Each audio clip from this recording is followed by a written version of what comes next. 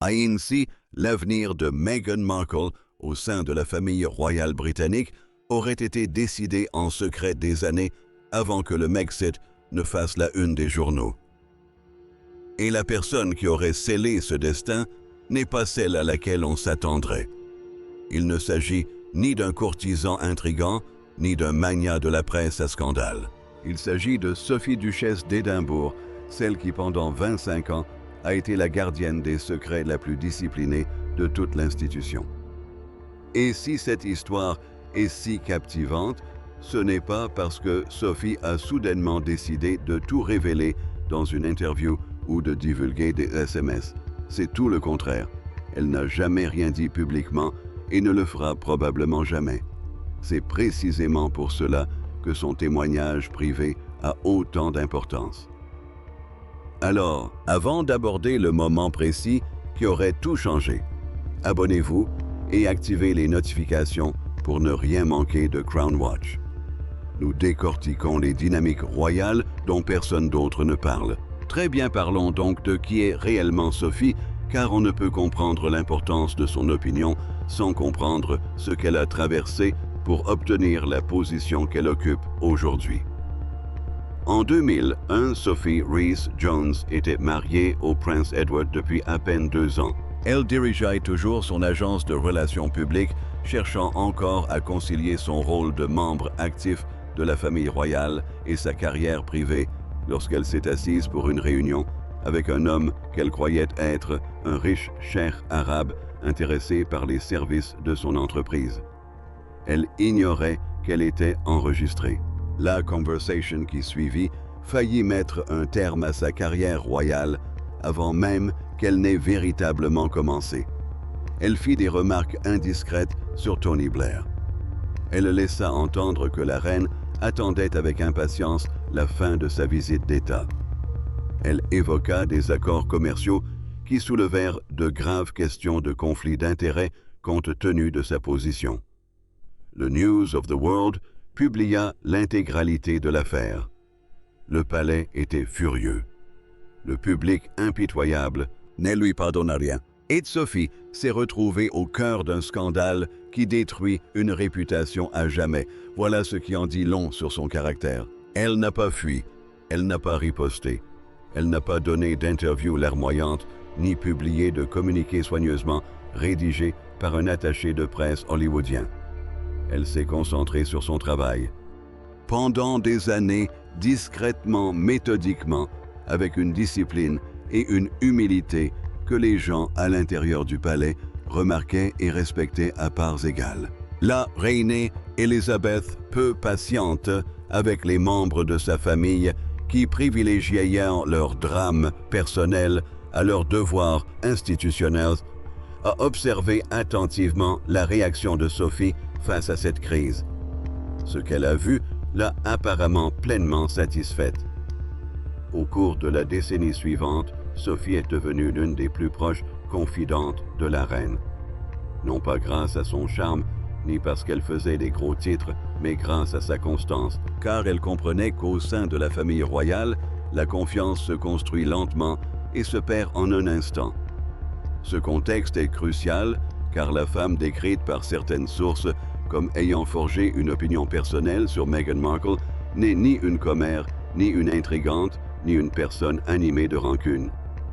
La famille royale lui fait confiance précisément parce qu'elle a prouvé sous une pression réelle qu'elle était digne de confiance. Alors, comment une femme avec une telle réputation, un tel parcours et un tel niveau de confiance institutionnelle peut-elle en venir à se forger une opinion négative et définitive sur Meghan Markle? Non pas une réserve passagère ni une attitude attentiste, mais une opinion définitive qui, selon certaines sources, n'a jamais été révisée malgré les années qui passent et les changements radicaux de situation.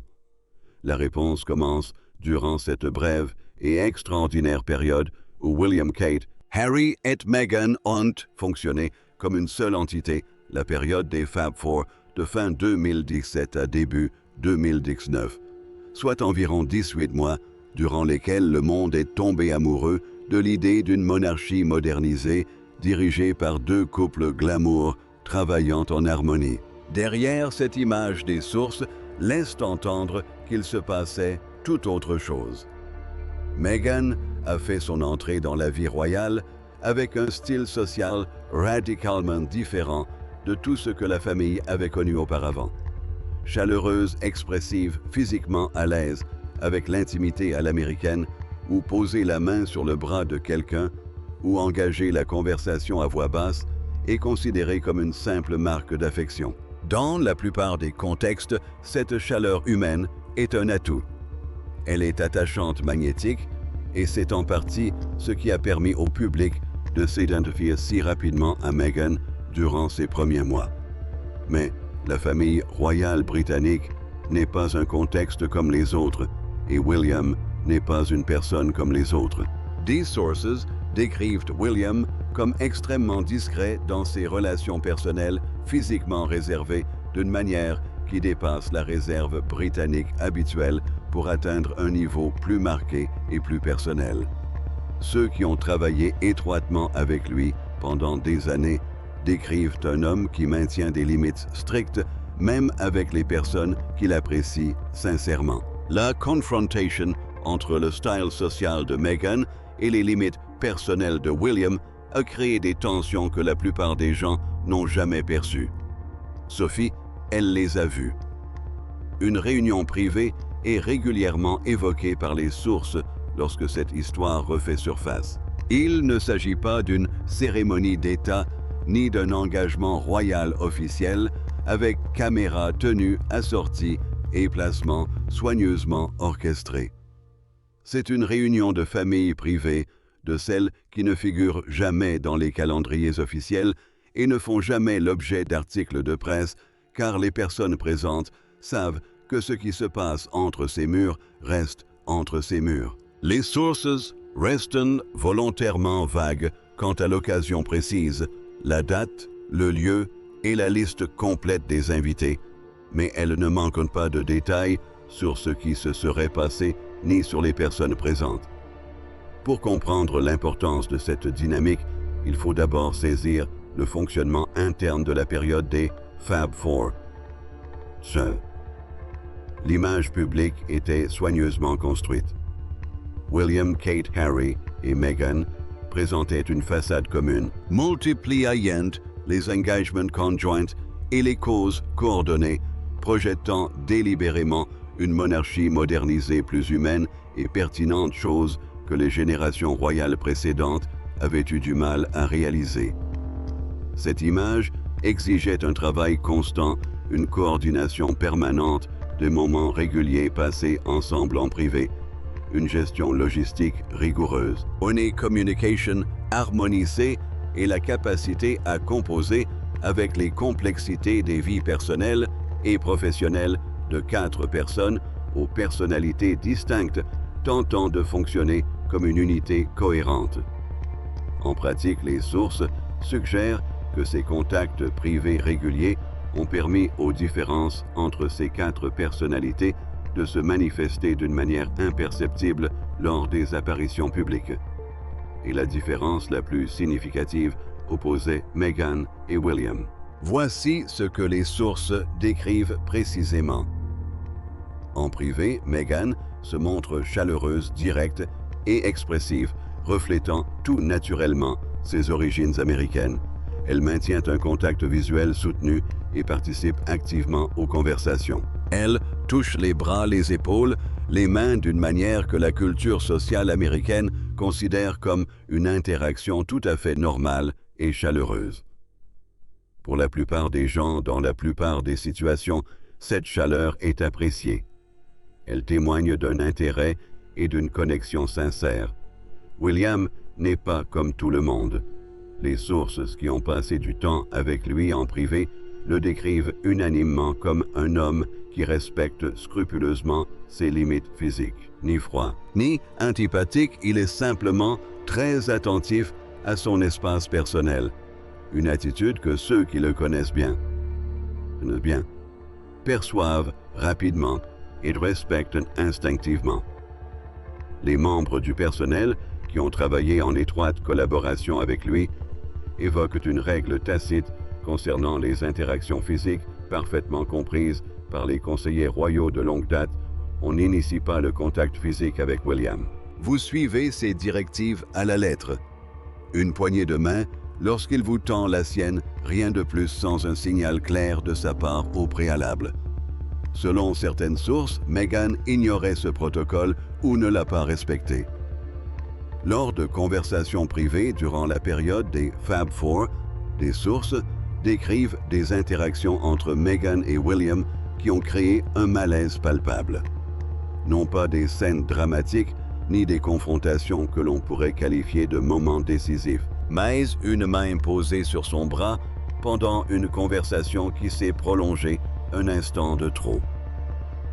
Un échange un peu trop familier empiétant sur son espace personnel et le rendant visiblement tendu d'après les sources. Une familiarité en privé qui contrastait fortement avec la formalité rigoureuse que William conserve même avec des personnes qu'il connaît depuis des décennies. Sophie aurait observé ces interactions directement et selon certaines sources, sa réaction n'a pas été de l'attribuer à un simple malentendu culturel ou à une méconnaissance innocente du protocole royal. Sa réaction a été bien plus cinglante. Car il y a une différence entre ignorer les limites et les connaître et les tester malgré tout. Dit après certaines sources, Sophie aurait conclu après plusieurs occasions privées que Meghan comprenait le malaise de William et qu'elle a continué malgré tout. Si cette conclusion est exacte, elle change complètement la nature de ce qu'elle aurait observé. Voici maintenant la question qui mérite réflexion. Sophie avait-elle raison? Meghan testait-elle réellement les limites de manière délibérée ou était-elle simplement elle-même dans un environnement culturel qui n'offrait aucun cadre pour sa conception particulière de la chaleur humaine? Les sources ne prétendent pas connaître les intentions de Meghan. Personne ne le peut. Mais elles s'accordent sur l'interprétation de Sophie et sur ce qu'elle aurait fait de cette interprétation. Car selon ces mêmes sources, Sophie n'a pas gardé ses inquiétudes pour elle.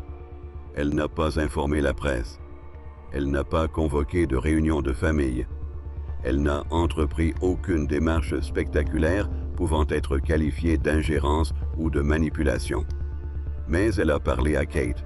Cette conversation, d'après ces mêmes sources, a été le moment où la dynamique privée, déjà fragile du quatuor familial, a basculé dans une situation irrémédiable. 5 jours avant le mariage royal de la décennie au château de Windsor, en mai 2018, essayage de la robe de demoiselle d'honneur de la princesse Charlotte.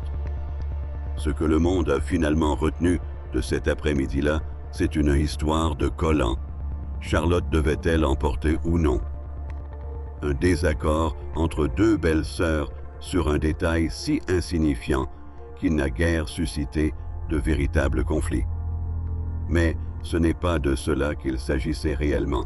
Selon certaines sources, cette dispute lors de l'essayage de la robe était l'éclatement d'une tension qui couvait depuis des mois. La pression qui s'était accumulée au fil de réunions privées, de rencontres à huis clos et d'une série d'interactions que Kate avait supportées en grande partie seule, a finalement explosé à propos d'une paire de collants pour enfants. Pour bien comprendre le rôle de Kate dans cette histoire, il faut comprendre qui elle est vraiment au-delà de l'image publique soigneusement construite qu'elle projette. Elle n'est pas simplement une figure gracieuse qui sourit lors des engagements, portée de beaux vêtements et dit ce qu'il faut au bon moment. Cette image, bien que non totalement fausse, est profondément incomplète. Kate a passé 9 ans à gérer une relation avec l'héritier du trône britannique avant de devenir son épouse. 9 années d'intense attention médiatique, de pression privée et d'une discipline personnelle soutenue que la plupart des gens ont du mal à imaginer. Photographiée sans relâche, elle a fait l'objet d'écrits cruels et a subi une couverture médiatique à sensation qui aurait brisé la plupart des gens. Elle n'a pas cédé. Ceux qui la connaissent personnellement décrivent une femme dotée d'une intelligence émotionnelle remarquable, et d'une capacité presque surnaturelle à cerner les situations, les dynamiques et les personnes avec une grande précision. Elle remarque les choses, les mémorise et évite les confrontations directes, car la confrontation n'est pas le mode de fonctionnement de la famille royale, et Kate le comprend instinctivement. Mais elle les observe constamment et se souvient de tout ce qu'elle voit. Selon certaines sources, Kate suivait la relation entre Meghan et William depuis des mois avant cet essayage de robe, non par jalousie. Les sources sont unanimes sur ce point et c'est important. Kate n'est pas décrite comme jalouse ou fragile par ceux qui la connaissent bien. Sa relation avec William est de l'avis de tous véritablement solide. Leur partenariat repose sur des valeurs partagées, un respect mutuel et une profonde familiarité, fruit de plus de 15 années de vie commune. Ce que Kate a ressenti, selon certaines sources, n'était pas de la jalousie, mais quelque chose de plus froid, de plus précis, de plus difficile à nommer, mais d'impossible à ignorer une fois apparu. Une certaine méfiance, une attention accrue, la vigilance particulière de quelqu'un qui a remarqué une tendance qu'il ne peut expliquer, mais qu'il ne peut ignorer. Selon certaines sources, la conversation privée entre Kate et Sophie durant cette période n'était ni une confrontation dramatique, ni une campagne orchestrée contre Meghan. C'était plus discret. Deux femmes ayant toutes deux accès à des espaces privés et observant la même dynamique sous des angles différents, ont comparé leurs observations et constaté toujours selon ces sources que leur point de vue convergeait d'une manière inattendue. Voici maintenant la question à laquelle cette partie de l'histoire doit répondre honnêtement. Est-ce que l'un de ces éléments rend Meghan coupable d'actes répréhensibles délibérés? Les sources sont prudentes d'une prudence constante. Personne ne prétend connaître les intentions de Meghan. Les intentions sont intérieures, elles ne sont pas observables. Ce que les sources décrivent, ce sont des comportements précis et observables dans un cadre privé qui ont suscité des réactions spécifiques chez les personnes présentes.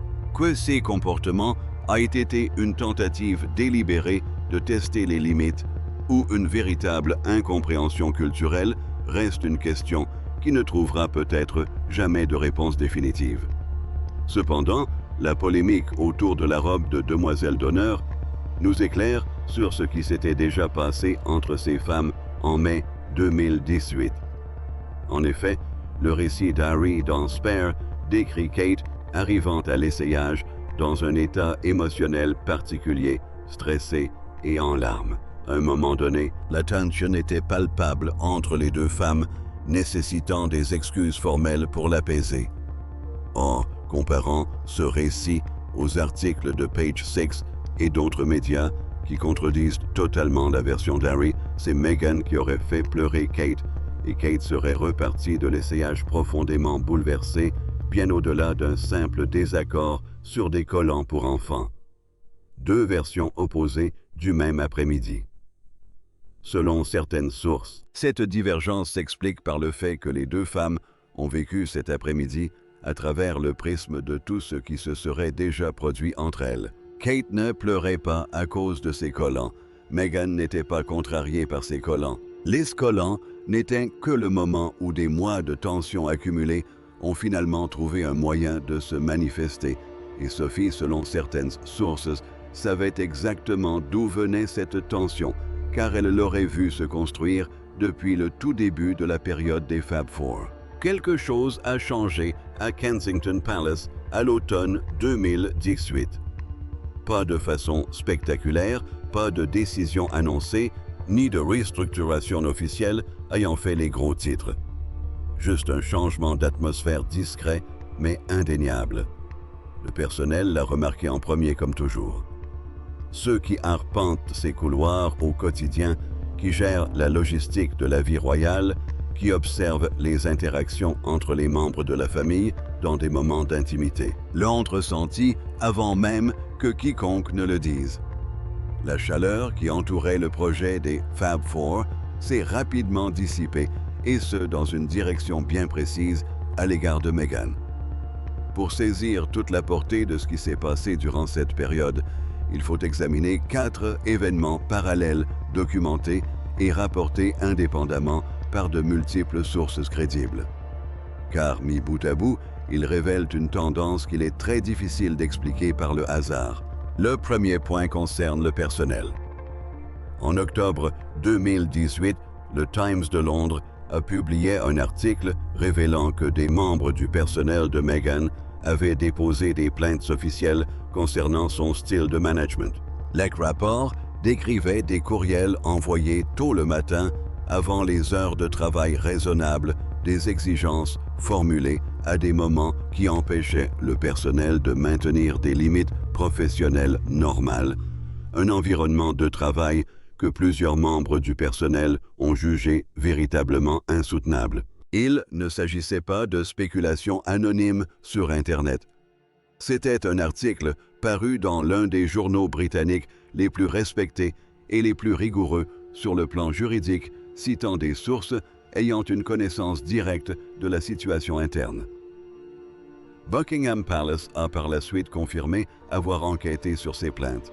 Cette confirmation à elle seule est significative. Les enquêtes menées par le palais sur le traitement des membres importants de la famille royale par leur personnel ne sont pas systématiques. Elles n'ont lieu que si les préoccupations soulevées sont suffisamment graves pour justifier une intervention officielle. Début 2019. Le taux de renouvellement du personnel autour de Meghan était extraordinaire quel que soit le point de vue. Plusieurs membres importants de son équipe personnelle avaient démissionné au cours de ces 2 premières années. Des personnes ayant géré des maisons royales pendant des décennies, ayant su faire face aux pressions spécifiques de ce milieu sans incident, se sont retrouvées dans l'incapacité de poursuivre leurs fonctions. Le deuxième événement a été la séparation officielle des maisons. En juin 2019, Kensington Palace a annoncé que Harry et Meghan allaient établir leur propre maison à Buckingham Palace, distincte de celle de Cambridge qu'ils partageaient auparavant administrativement. L'explication officielle était d'ordre opérationnel, 2 entités royales en pleine expansion nécessitant du personnel et des infrastructures dédiées. Selon certaines sources, cette explication opérationnelle était exacte dans une certaine mesure. Cela ne reflétait tout simplement pas la situation dans son ensemble, car la séparation des ménages n'était pas avant tout une décision logistique. Il s'agissait d'une décision relationnelle, une reconnaissance institutionnelle formelle, du fait que la relation de travail entre les 2 couples était devenue irrémédiablement compromise, rendant impossible la cohabitation à proximité. À ce stade, William et Harry ne se parlaient quasiment plus en privé. Plusieurs sources crédibles confirment que leur relation s'était gravement détériorée. Les 2 frères autrefois très proches et qui s'étaient soutenus mutuellement dans les épreuves publiques les plus douloureuses qu'un jeune puisse traverser, étaient désormais confrontés à une situation bien plus pénible et irréversible qu'un simple désaccord. Selon certaines sources, la séparation du domicile conjugal aurait été décidée par William, une décision discrète, ferme et définitive. Il ne souhaitait pas en discuter. Il voulait prendre ses distances, et il les a obtenues. Le 3e événement est le sommet de Sandringham de janvier 2020. Cette réunion a fait l'objet d'une large couverture médiatique. Harry et Meghan ont rencontré la reine, Charles et William à Sandringham House pour discuter de leur souhait de se retirer de leurs fonctions royales officielles. Cette réunion a marqué le début du processus formel du Megxit. L'atmosphère qui s'y est déroulée a été moins médiatisée. Selon certaines sources, William serait arrivé à Sandringham ce jour-là dans un état de colère contenue. Pas le genre de colère qui fait crier, mais celle qui vous fige dans un silence absolu, une froideur totale et qui se manifeste par une absence totale de chaleur plutôt que par une quelconque manifestation visible de colère. Il avait été prévenu très tardivement de l'ordre du jour de la réunion. Harry et Meghan avaient divulgué leur intention de se retirer à la presse avant même d'en informer officiellement la famille. La reine avait été prise au dépourvu. Charles avait été pris au dépourvu.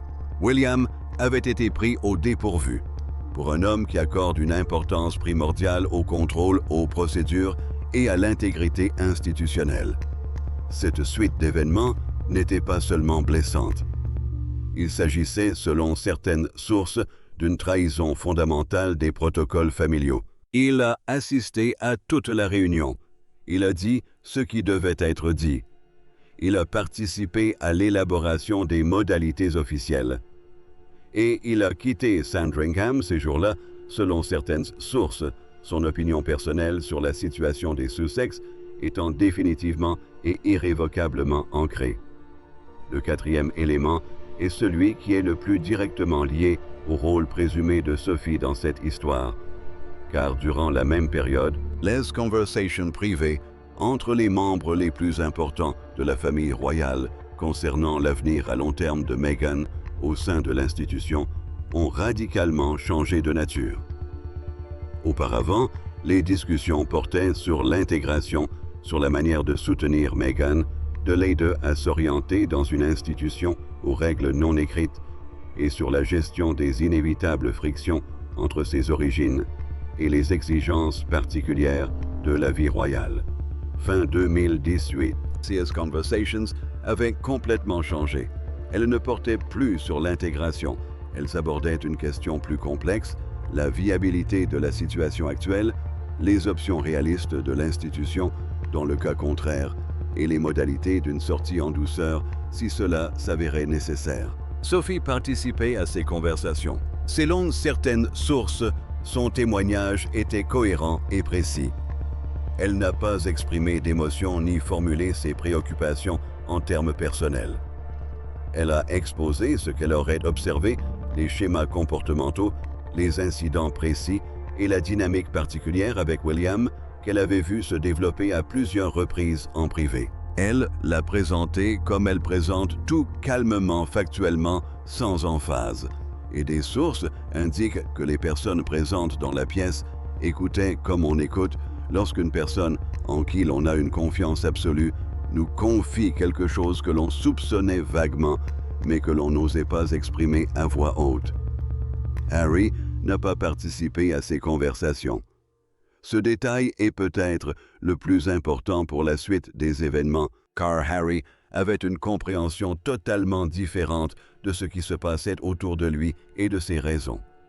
Son récit, à travers de multiples interviews et dans l'ouvrage Spare, est parfaitement cohérent sur ce point. Il a interprété le refroidissement croissant de la famille comme un préjugé, l'incapacité de l'institution à accepter Meghan telle qu'elle était un racisme à la fois explicite et institutionnel, agissant simultanément dans la presse et au sein du palais. Cette interprétation n'est pas sans fondement. La couverture médiatique britannique de Meghan durant cette période comportait des éléments véritablement indéfendables et clairement teintés de racisme. Des commentateurs respectés des médias l'ont reconnu à l'époque. C'est un fait avéré, c'est une réalité, mais certaines sources indiquent que le cadre d'analyse d'Harry, aussi valable soit-il sous certains aspects, omettait une dimension essentielle. Une dimension qui n'avait rien à voir avec la race, la nationalité Hollywood ou les malentendus culturels. Une dimension ancrée dans des moments précis observés dans l'intimité. Des moments auxquels Harry n'a pas assisté. De ces moments qui n'ont jamais été abordés directement avec lui, car les personnes qui en avaient été témoins ne croyaient pas qu'une conversation directe avec Harry fût possible à ce stade. La famille avait tenté des approches indirectes, des suggestions discrètes, pour ralentir le rythme des encouragements subtils à solliciter l'avis de personnes ayant une longue expérience institutionnelle, des allusions prudentes, laissant entendre que certaines dynamiques suscitaient des inquiétudes chez les personnes influentes. Harry avait interprété chacune de ces approches comme une attaque contre Meghan, comme un signe que l'establishment l'encerclait comme une preuve des préjugés auxquels il était déjà préparé. Les conversations se déroulaient donc en marge de sa démarche sans jamais le consulter. Les décisions qui suivirent furent prises dans des cercles où il n'était jamais convié.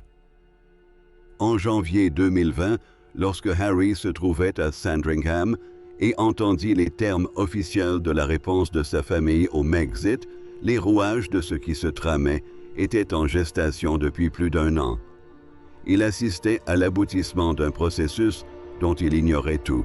La question qui demeure est de savoir si les choses auraient pu se dérouler autrement, si une conversation directe au bon moment aurait pu changer la donne, si Harry, s'il avait su ce que Sophie et Kate auraient observé et discuté, aurait réagi différemment face à la situation. Selon certaines sources, cette possibilité de conversation s'est refermée plus tôt qu'on ne le pense. Est la personne dont l'évaluation privée a définitivement clos le dossier est celle-là même qui ne s'est jamais exprimée publiquement à ce sujet et ne le fera probablement jamais. Plus tôt cette année, un événement a attiré l'attention des observateurs royaux, mais personne ne l'a pleinement expliqué. Harry a effectué un bref voyage au Royaume-Uni, discrètement organisé et officiellement lié à sa procédure judiciaire en cours contre les tabloïds britanniques, l'affaire contre le groupe Mirror Newspapers qu'il mène avec une détermination qui a surpris même ses proches. Mais des sources suggèrent que cette affaire judiciaire n'était pas la seule raison de cette visite.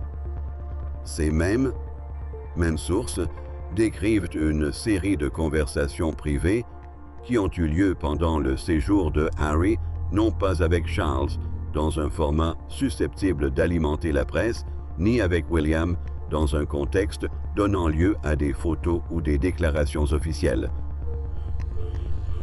Ça, des conversations plus intimes, plus hésitantes, plus humaines, le genre de conversations qui ont lieu lorsqu'on teste si une porte restée fermée pendant des années peut encore s'ouvrir. La réponse qu'Harry aurait reçue n'était ni chaleureuse, ni hostile, ni un rejet cinglant susceptible d'être publiquement brandi comme preuve de mauvaise foi de la part de la famille royale, rien qui puisse être extrait, diffusé et utilisé pour étayer un récit de cruauté royale. Simplement, la froideur propre à ceux qui ont pris une décision privée et ne reviennent pas sur leur position. Selon certaines sources, Sophie n'était pas présente lors de ces conversations. Elle n'en avait pas besoin. Sa position avait été suffisamment clairement communiquée par les voies appropriées et aux bonnes personnes pendant suffisamment d'années pour que sa présence physique dans une pièce en particulier ne soit plus nécessaire. Son influence était déjà là ancrée dans la compréhension privée et collective de la situation des Sussex au sein de la famille tissée dans la vision établie de William, présente dans chaque conversation sur la réconciliation qui discrètement n'a abouti à rien. Et c'est là le cœur du problème auquel cette dernière partie doit répondre. Non seulement ce que Sophie aurait prétendument vu pendant la période des Fab Four, non seulement comment cela a façonné la dynamique privée qui a précédé le Megxit, mais pourquoi cela constitue encore un 2026 sans doute l'obstacle invisible, le plus important à toute véritable réconciliation des Sussex. Pourquoi une évaluation privée réalisée en 2017 et 2018 continue-t-elle d'influencer les décisions prises aujourd'hui? La réponse commence par une compréhension claire du paysage royal actuel. La reine Élisabeth n'est plus. Le pilier qui unissait la famille par sa seule autorité morale n'est plus. Sa capacité à absorber les tensions insoutenables, à responsabiliser et protéger autrui, à trouver une solution dans des situations qui semblaient insolubles. Cette capacité s'est éteinte avec elle à Balmoral en septembre 2022. Charles est roi, mais il a 76 ans et lutte contre un cancer actif. Son énergie pour gérer les dynamiques familiales complexes est réellement limitée. Selon certaines sources, son approche de la question du Sussex est devenue de plus en plus passive, non pas indifférente, mais passive dans l'espoir que le temps et les circonstances créeront des opportunités que l'intervention directe n'a cessé d'échouer à produire. C'est William qui prend les véritables décisions concernant l'accès, la proximité qui a sa place dans la vie privée de la monarchie et qui n'y a pas sa place, ce qu'impliquerait une réconciliation et si ces exigences sont réalistes. Et la conseillère la plus fiable de William, en dehors de sa famille proche, est Sophie. Cette situation crée un obstacle qu'aucune stratégie de relations publiques des Sussex ne peut contrer efficacement. On ne peut négocier avec la vie d'une personne qui ne s'exprime jamais publiquement. On ne peut modifier un récit qui se limite à des conversations privées auxquelles on ne participe pas. On ne peut faire changer d'avis une personne dont la décision a été prise à huis clos il y a des années et qui n'a jamais été incitée à la reconsidérer. Selon certaines sources, l'entourage des Sussex a régulièrement cherché à savoir s'il existait un canal de communication informel, s'il était possible d'avoir une conversation avec Sophie directement ou indirectement, et si un geste, une reconnaissance, une manifestation d'ouverture d'esprit pourrait faire bouger les choses dans une situation complètement figée depuis des années. Ces mêmes sources indiquent que ces tentatives sont restées vaines, non pas parce que Sophie est vindicative. Une telle affirmation serait à la fois injuste et inexacte. Sophie n'est pas une personne vindicative. Son parcours au cours de ses 25 années au sein de la famille royale démontre constamment qu'elle n'agit ni par animosité personnelle, ni par calcul politique. Elle fonde ses décisions sur l'analyse, l'observation et l'accumulation discrète de preuves au fil du temps. Et des sources indiquent que son évaluation de Meghan forgée durant la période des Fab Four et confortée par tout ce qui a suivi n'a jamais été remise en question. Voici donc la question à laquelle cette histoire doit répondre honnêtement avant de se conclure. Sophie a-t-elle raison? Cette question mérite une réponse sincère et non une réponse sensationnaliste. Meghan Markle est arrivée au sein de la famille royale britannique avec une combinaison de facteurs impossibles à ignorer. Américaine métisse divorcée, issue d'un milieu du divertissement régi par des codes sociaux presque à l'opposé de ceux de la famille royale, le fossé entre son univers et l'institution qu'elle intégrait était immense.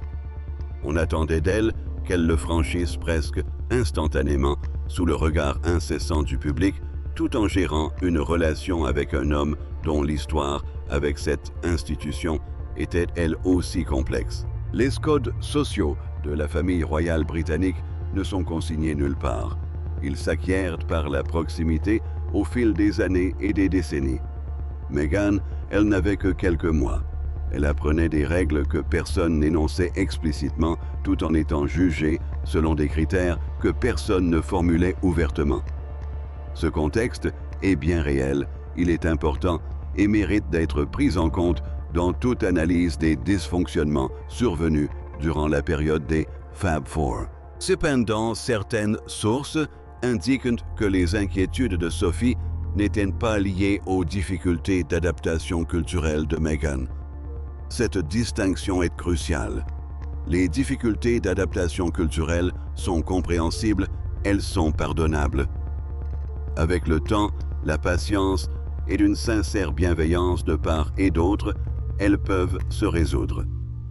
Ce que les sources décrivent, comme les observations présumées de Sophie, était différent, plus précis, plus comportemental, plus lié à des moments et des interactions particuliers plutôt qu'aux difficultés générales rencontrées par une personne cherchant ses marques dans un monde inconnu. Seules les personnes présentes dans ces pièces privées peuvent véritablement déterminer la validité de cette distinction et aucune ne s'exprime publiquement. Ce sur quoi les sources sont unanimes, en revanche, c'est la conséquence. La question du retour de Sussex revient régulièrement dans les commentaires royaux avec une persistance qui suggère un réel désir de réconciliation au sein du public. Les sondages montrent régulièrement qu'une part importante des Britanniques accueillerait favorablement le retour de Harry au sein de la famille royale d'une manière ou d'une autre. Au-delà, l'émotion suscitée par les retrouvailles de deux frères, par la guérison d'une famille, est réelle et puissante, et les médias le comprennent parfaitement.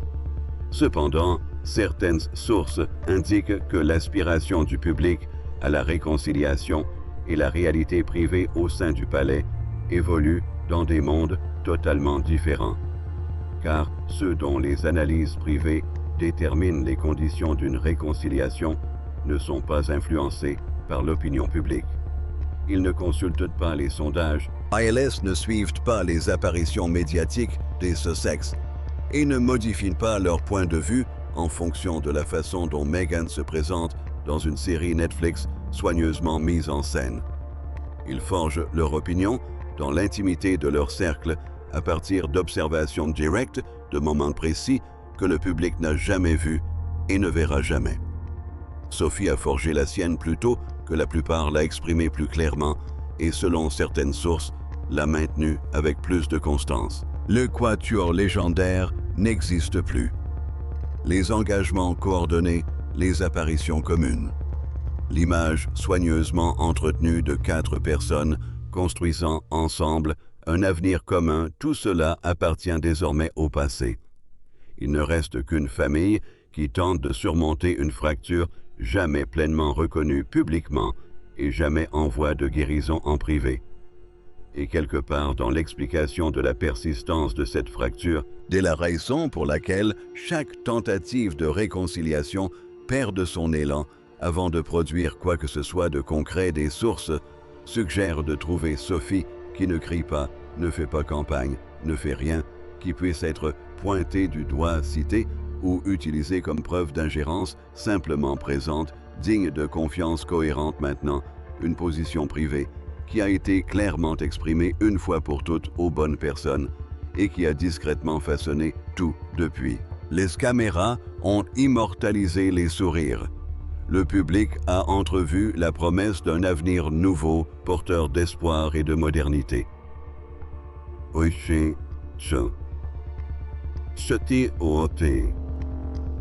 Sophie aurait perçu autre chose.